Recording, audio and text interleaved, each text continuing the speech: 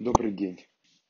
Тема сегодняшней лекции посвящается аускультации сердца, механизму образования тонов сердца, аускультации нормальных и патологических тонов сердца.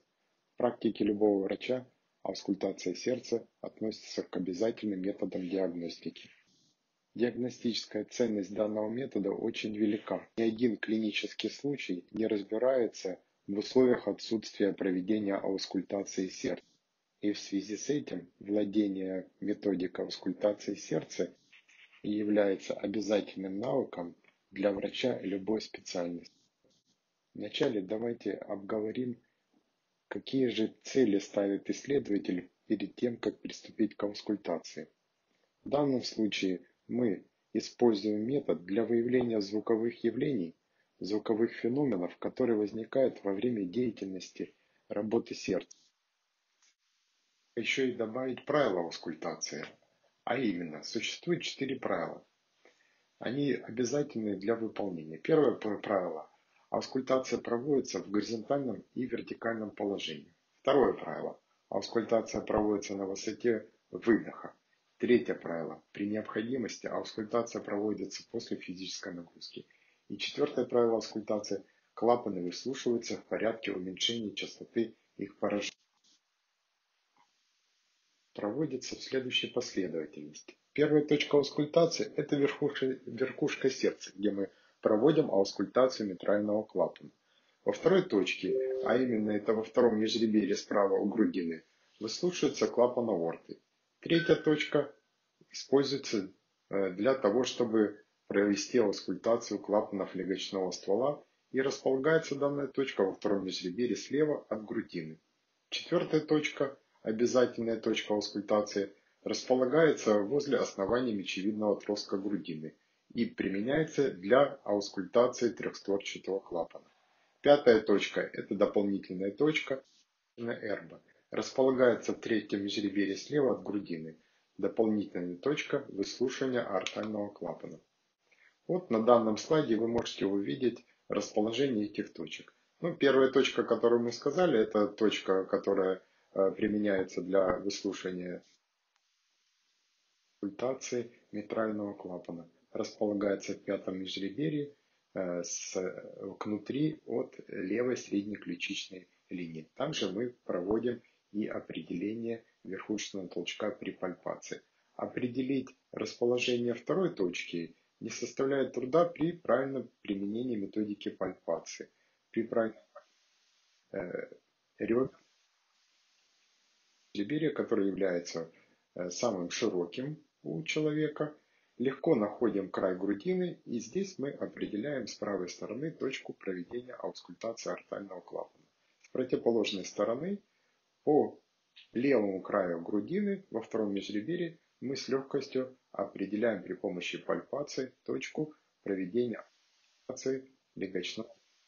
И мечевидный отросток, он легко поддается пальпации. Определить эту точку аускультации трехстворчатого клапана не создает трудностей. Мы можем с вами увидеть известную для вас картинку, которую вы уже, наверное, видели на курсе нормальной физиологии, где представлена деятельность сердечно-сосудистой системы, а именно сердце, что происходит во время систолы, во время диастолы в полостях сердца, как происходит движение клапанов, в какую фазу захлопывается аортальный клапан, в какую фазу открывается аортальный клапан, в какую фазу захлопываются атриовентрикулярные клапаны. И вот в результате этой деятельности сердечно-сосудистой системы мы с вами можем на области сердца услышать два тона. Первый тон сердца и второй тон сердца. Первый тон сердца, как вы видите из схемы, он появляется в результате деятельности систолы сердца, а второй тон в результате диастолы сердца. С правой стороны слайда вы можете увидеть фазы сердечной деятельности, что происходит в фазу систолы и фазу диастолы. Деятельность сердца – это ритмическое циркадное повторение систолы и диастолы. Вначале у нас идет систола предсердий, которая составляет 0,1 секунду, затем за ней идет систола, которая составляет 0,33 секунды, и затем у нас диастола 0,37 секунд, сердце отдыхает. Давайте же теперь с вами разберемся о механизме появления тонов сердца. Для того, чтобы понять возникновение сердечных тонов, необходимо помнить о том, что каждый тон сердца включает компоненты. В первый тон, сердечный тон, входит несколько компонентов, а именно первый компонент – это компонент клапанный, который появляется в результате колебания створок атриовентрикулярных клапанов в фазе изометрического сокращения желудочков. Он относится к основным компонентам. Другой компонент мышечный также является основным компонентом и обусловлен колебанием миокарда желудочков в период изометрического сокращения. Добавочные компоненты, к ним относятся сосудистый и предсердный. Сосудистый обусловлен колебанием начальных отделов аорты и легочного ствола во время растяжения их кровью в период изгнания.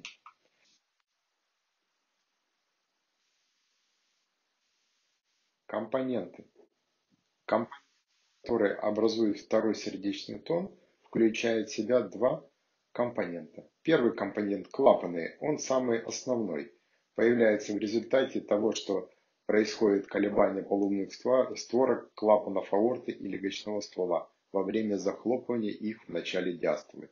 И второй компонент, который образует второй сердечный тон, является добавочным и называется сосудистый. Возникает в результате колебания створок аорты и легочного ствола в тот момент, когда кровоток направлен в сторону сердца.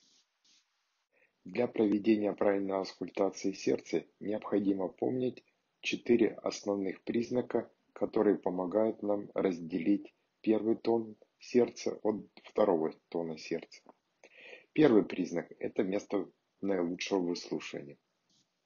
Наилучшая точка выслушивания первого сердечного тона является верхушка сердца, там где пальпируется верхушечный толчок. Наилучшая же точка выслушивания второго тона является основание сердца. Второй признак, помогающий нам разделить сердечные тоны – отношение к фазам деятельности сердца. Первый сердечный тон выслушивается после длительной паузы, второй сердечный тон выслушивается после короткой паузы. Третий признак – длительность. Первый тон намного длиннее, продолжительнее, чем второй тон. И составляет первый тон 0,12-0,14 секунд, а второй тон всего лишь 0,05 секунд, 0,08 секунд. Четвертый признак – совпадение с верхушечным толчком и пульсацией на сонной артерии. Первый сердечный тон всегда совпадает с пульсацией на сонной артерии, второй же тон не совпадает с пульсацией на сонной артерии. Несколько слов к вышесказанному. В норме у здорового человека мы слышим первый тон, который появляется в момент систолы, и второй тон в момент диастолы. Также при работе сердца еще и образуются два тона, третий тон и четвертый тон. Они физиологичные, но их физическая составляющая не позволяет нам услышать нашим ухом. Возникновение третьего тона обусловлено колебанием мышц желудочков во время быстрого пассивного их наполнения кровью из предсердий в начале диастолы. Выслушивается через 0,15 секунд после второго тона. Четвертый тон возникает перед первым тоном в конце диастолы желудочков и связан с их быстрым наполнением за счет сокращения предсердий. Третий и четвертый тон функционально можно выслушать у молодых людей. При патологии же он появляется преимущественно у пациентов пожилого возраста.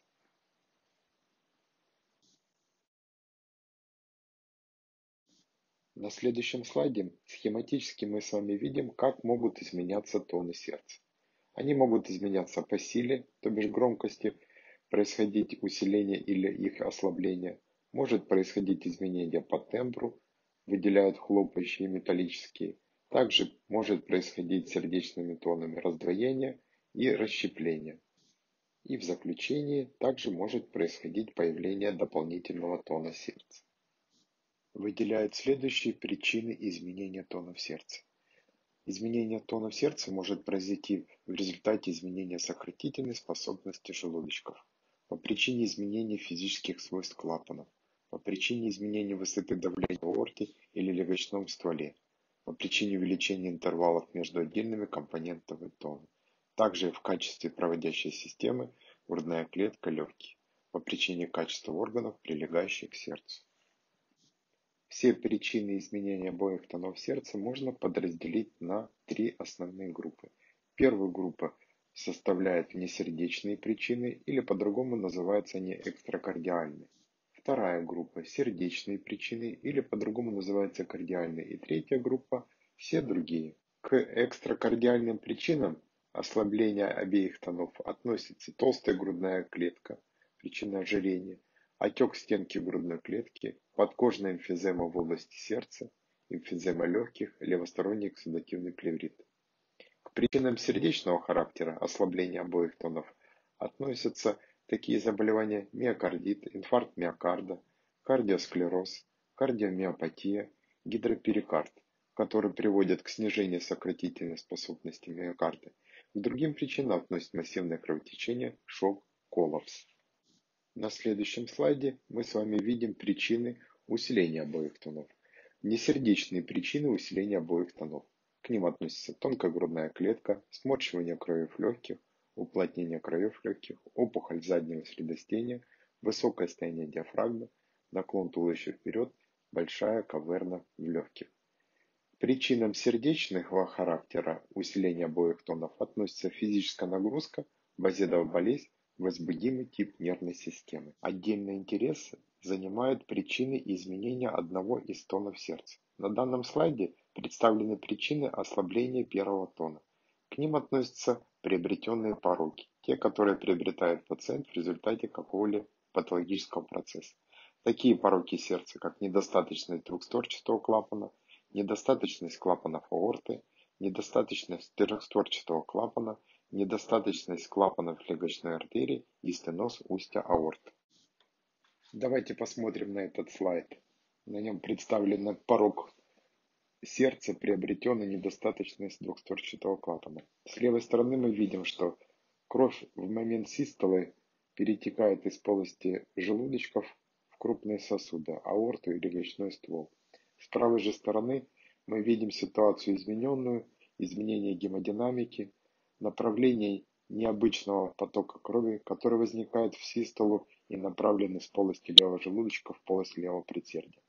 Таким образом, измененная гемодинамика приводит к формированию расширения полости левого предсердия, гипертрофии левого желудочка и в последующем заинтересованность правых отделов сердца, формирование гипертрофии правого желудочка. На следующем слайде мы видим с вами приобретенный порог сердца и недостаточность клапана аорты. Видно, что в момент диастолы нормальный физиологический поток крови, который направлен из полости левого предсердия в левый желудочек, сталкивается с патологическим потоком крови из аорты в полость левого желудочка. В результате этого в полости левого желудочка формируется двойной объем, что является причиной расширения, значительного расширения левого желудочка и формирования гипертрофии стенки левого желудочка. На следующем слайде мы видим с вами изменение гемодинамики при недостаточности трехстворчатого клапана. Данная патология не часто встречается. Видно, что в момент систолы при недостаточности створок трехстворчатого клапана кровь возвращается в полость правого предсердия. Таким образом у нас формируется расширение полости правого предсердия и формирование гипертрофии стенки правого желудочка. И еще один порог, который приводит к ослаблению громкости первого тона, это стеноз устья аорты. В результате изменения гемодинамики по причине сужения отверстия аортального клапана мы с вами видим препятствие кровотока через суженное отверстие из полости левого желудочка в крупный сосуд аорта в момент систолы.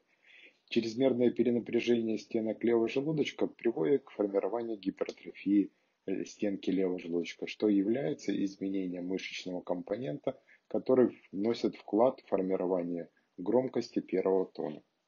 Также изменяться первый сердечный тон может в сторону усиления громкости. И причинами усиления первого тона являются такие патологические состояния, как приобретенный порок сердца, митральный стеноз, ранние желудочковые экстрасистолы, полная атриовентрикулярная блокада, мерцательная аритмия, тахикардия.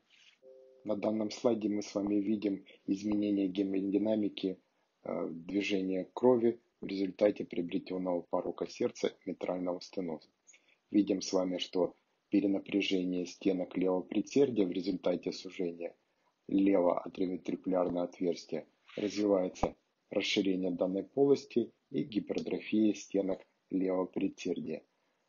Как итог данной патологии мы с вами видим со стороны правой половины сердца формирование гипертрофии стенки правого желудочка. В отличие от правого желудочка, левый желудочек никаким образом не изменяется, и в результате того, что происходит уменьшение объема крови в полости левого желудочка, в момент систолы недостаточный объем приводит к более громкому сокращению и более громкому мышечному компоненту.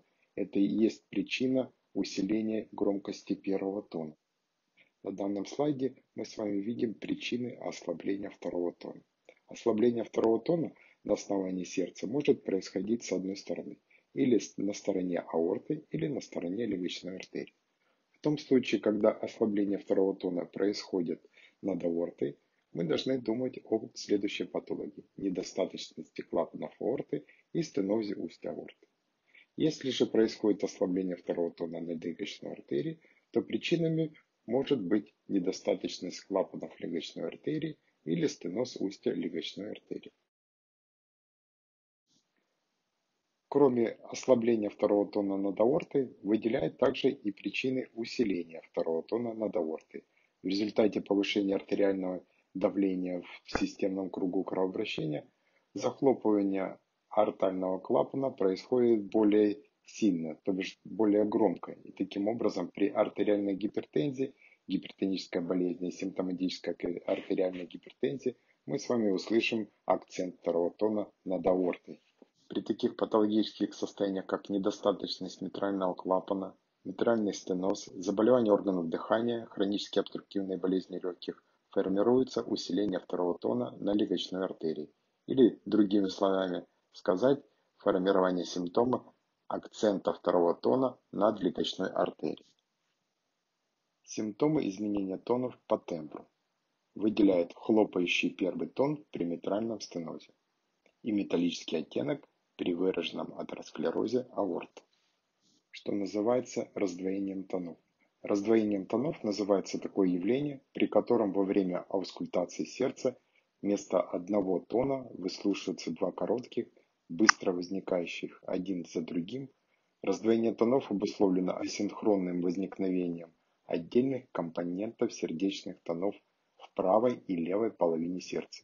Неодновременное закрытие атриовентрикулярных клапанов приводит к развитию раздвоения первого тона. Неодновременное закрытие полунных клапанов к раздвоению второго тона.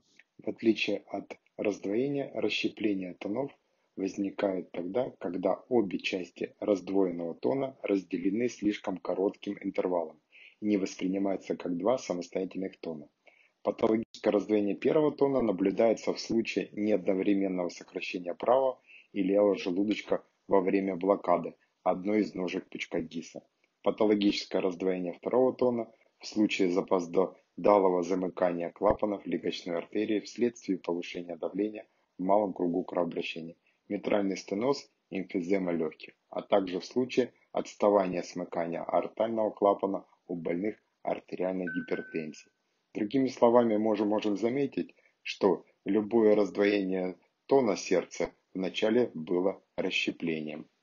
Удивительный аускультативный феномен формируется у пациентов с митральным стенозом. На графике мы с вами видим, аускультативно слышим измененный первый тон. И видно, что он у нас усиленный. Усиленный больше, чем в 2 раза по отношению ко второму сердечному тону. После первого сердечного тона мы видим и слышим второй тон, а через 0,075 секунд на графике представлен и аускультативно мы слышим добавочный тон. Он называется тон открытия митрального клапана и возникает в результате того, что склерозированные створки клапана, митрального клапана открываются с дополнительным звуком. Это и есть механизм образования тона открытия митрального клапана. По своему звучанию он напоминает ритм Перепела. или по-другому сказать ту мелодию, которую производит данная птица. Следующий феномен – это феномен ритм галопа. Так же, как и ритм перепела, относится к ритмам трехчленным и напоминает по своему звучанию бег лошади галопом и свидетельствует про тяжелое нарушение функции сердечной мышцы. В отличие от ритма перепела, когда мы слышим дополнительный тон, тон открытия митрального клапана, при ритме галопа мы слышим усиленный физиологический тон. На данном слайде мы видим с вами схематически представлено протодиастолический ритм галопа. В том случае, когда мы с вами слышим ослабленный первый тон, затем второй тон, и через 0,15 секунд мы слышим усиленный физиологический третий тон. На следующем слайде мы с вами видим схематическое изображение пресистолического ритма галопа. На схеме видно в первую очередь ослабленный первый тон. За ним идет сохраненный второй тон. И по отдаленности от второго тона, непосредственно перед первым тоном, мы слышим четвертый тон. Это усиление четвертого физиологического тона. На данном графике мы с вами видим синхронную запись звуков работы сердца и электрическую активность работы сердца. S1 отображает нам первый тон сердца, первый систолический тон. S2 отображает нам диастолический тон. И вот мы с вами видим первый график, который нам отображает нормальную работу сердца. Тогда, когда мы с вами слышим аускультативно сохраненный первый тон и второй тон.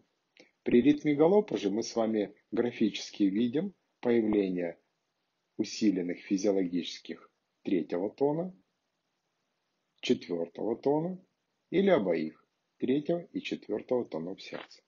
Выше уже было сказано, что ритм галопа появляется при тяжелой патологии. На данном слайде представлены следующие патологические процессы, которые могут привести к появлению аускультативного феномена ритм галопа. Такие патологии, как инфаркт миокарда, диффузном миокардите, дилатационной кардиомиопатии, сердечной недостаточности, токсическом поражении сердца. На этом лекцию мы завершаем. Спасибо за внимание.